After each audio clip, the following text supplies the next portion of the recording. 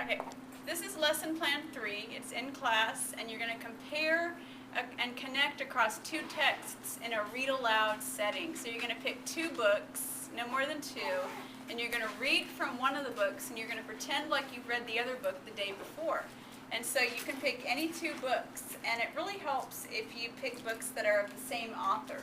So like I have a lot of books by Steve Jenkins that are nonfiction, so he might be a good author in your classroom to talk about and say, what are you noticing about the way the author writes? And focus on the author as a way to connect across two texts. So Steve Jenkins is good.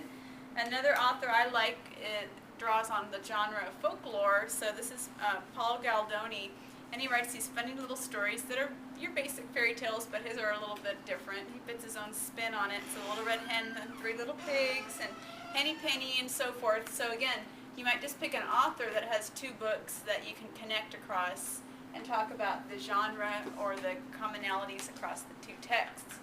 These are a favorite with first graders and with other people.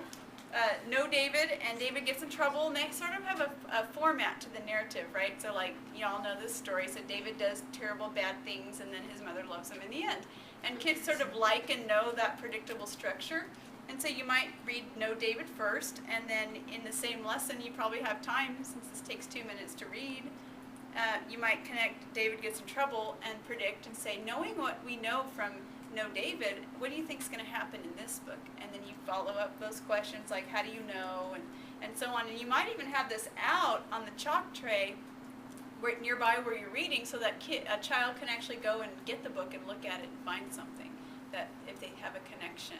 I always let kids do that. I let them get up and go. If they're making a connection, they can go to their desk and get a book that made them think of that, and so that I'm not just yelling at children to sit down when they're actually being strategic. And so I want to foster that.